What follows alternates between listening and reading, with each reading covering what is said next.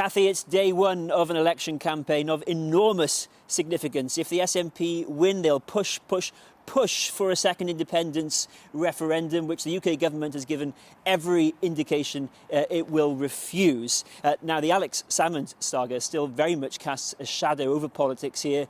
Who knows how voters will respond? Certainly it will keep coming up in the coming weeks. But today, on the first day of the campaign, a big change of subject onto NHS pay. Now, unlike Westminster, the Scottish Government doesn't use an independent pay review body. It negotiates directly, and those negotiations were supposed to be paused until the summer, until suddenly they weren't paused anymore. Now, did the SNP sense a political opportunity? More tough questions for Boris Johnson, including these, some asked by nurses today, which is if you could pay nurses and other NHS workers 4% more in Scotland, why not elsewhere too? The very last act of Nicola Sturgeon's government before Scotland heads into a frantic election campaign. Not just applauding health workers, she says, but rewarding them with a pay offer 4 times what's on the table in England. The timing, quite the coincidence, as Nicola Sturgeon hit COVID-safe campaign mode. The SNP leader not available to speak to Channel 4 News, but she did give a pooled interview earlier.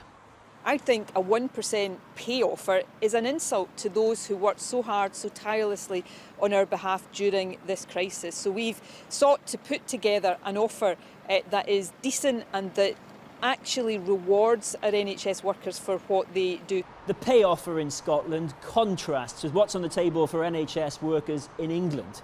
At least a 4% pay rise in Scotland versus 1% in England. An average £1,200 extra a year for a frontline nurse in Scotland versus an average £306 extra in England. The Royal College of Nursing say they're bewildered.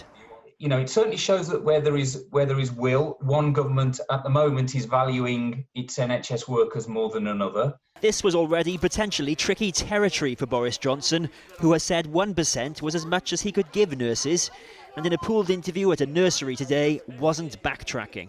Of course, I understand why nurses, like so many others, would want to see better pay and better terms right now, and even though times are very tough. So what sort of pay increase would the Scottish Tories, good morning, who are launching their campaign virtually earlier, give NHS staff? I think that the Prime Minister has said, you know, the 1%, but he's asking the peer review body to see what more can be done to support nurses in the NHS. What do you think? Do you think 1% is an adequate reward for NHS workers who have served us during this pandemic? Well, that's the submission by the UK government. I think the Prime Minister has added to that by saying he wants to see how the independent pay body can look to give nurses and others as much as possible. Keir Starmer, meanwhile, has nurses' pay front and centre of Labour's local election campaign in England. But in Scotland, are they being outflanked by the SNP? Nicola Sturgeon's stolen your thunder, isn't she? Not at all. Look, I welcome a pay rise for our NHS staff. We still have to wait and see whether that is what the unions were looking for in terms of rewarding our NHS workers. But actually there's been more than just NHS workers in the front line. There have been social care workers, local government workers, other workers across the front line who also deserve a fair pay rise. And I think we want to fight for those people to get a pay rise too. This is what campaigning looks like just now. Politicians roaming empty streets like sole survivors of the apocalypse. There'll be less of the old campaign trail energy this election. Voter-facing electioneering, yet another victim of COVID.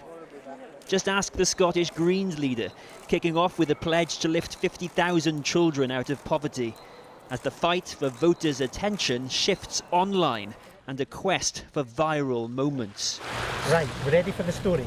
Not least by the Scottish Lib Dems, who could have fitted all their MSPs from the last election on this chair, hoping to do better this time by putting teaching at the heart of their campaign. She hopes it'll be the election that forces a second independence referendum. Her biggest opponents say focus on the pandemic instead. There may not be the usual buzz, but there's an awful lot to fight for.